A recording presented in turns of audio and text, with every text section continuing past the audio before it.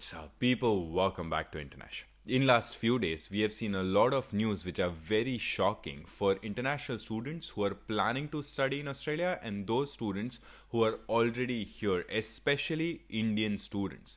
The first news is regarding 5 universities placing ban or restrictions on Indian students who are coming from some specific states. And the second news is regarding those international students who are already in Australia but are gaming the visa system and changing their course after coming to Australia. In this video, we are diving deep into both of this news. So if you are interested in getting to know what is actually happening, then this video is just for you. So, check it out. Before we dive into all these news articles, I show you all these news articles and explain you what it means. If you haven't hit the subscribe button, hit the subscribe button, turn on the notification bell, and this video is really important, so don't forget to share it with your friends. Let's talk about the first news. And that is, at least 5 universities have placed restrictions or ban for students who are coming from specific states in India. This year, Australia has seen highest number of applications of Indian students ever, specifically this intake. And that's why they started looking deep into it. When they look deep into it, they realize that there are certain states where some students are applying with fraudulent documents or their application is incomplete. Now, when you apply with fraudulent documents, clearly you're not a genuine student who want to study in Australia. A lot of students come here just to work, make money, and not to study. They do not qualify for GTE, that is Genuine Temporary Entrant, which means that they are not coming here just to study. Now, obviously, you are able to work here. I also work part-time jobs when I was an international student in Australia. But there are some students who come here and work full-time even when they are not allowed to. For example, from 1st July 2023, students will only be able to work 48 hours a fortnight, which is 24 hours a week. If you're working over 24 hours, then you are breaking the law. Now, a lot of students do that. They do not qualify for GTE, that is Genuine Temporary Entrant. And from states like UP, Punjab, Gujarat and Rajasthan, they have seen number of fraudulent documents a lot higher, and that's why they're placing these restrictions. But first thing that I thought about, that this is something that the government or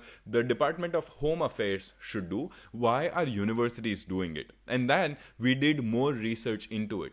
Universities also have ranking. For example, let's say they're ranked number 1, not the QS ranking, but Department of Home Affairs put them in categories. Let's say they are in the first category, which means that if they want to fast track their students' visa or anything, they have certain powers. If they are into second or third, then they don't have those powers, which means they won't be able to enroll as many students as fast as possible. And that's why universities don't want to risk that. If Department of Home Affairs sees that, let's say there is University XYZ, their students are either changing the course, breaching the law, which means that that university is not doing a good job of qualifying students who are genuine, who genuinely wants to study in Australia. And that's why these universities are placing a ban on these states in India. Now, if you are in this state or if you're just an Indian student planning to actually study in Australia, you have proper documentation, you have worked really hard, all your documentation is proper, then you don't have to worry a lot. But right now, this is the news that has come out. Moving on to news number 2. And that is also for Indian students, but those who are already in Australia. What the news talk about is how Indian students and agents are gaming the visa system. Now, what do they mean by that? A lot of Indian students come to Australia, and this is not just about Indian students. This article is for Indian students, but I have seen in other communities or students coming from other countries as well, that they come to Australia to study X course, which is, let's say, bachelor's or master's. Within first few months, they would downgrade it to a diploma course so that they can save some money, and also they want to work here to make money and they're not here to study. A lot of students do this. The numbers were actually shocking. It was written that initially there was only 10% of students who would drop out of the universities, but now those numbers have gone up to 40 to 70%, which is very, very shocking. Now, a lot of these students come for master's course and then they choose a trade course. That is a violation of your visa, because in our visa it is written that if I have come to study masters, I will study master's level course. Whether I change the university or not, I at least have to study masters. And a lot of agents within Australia are actually helping them do that.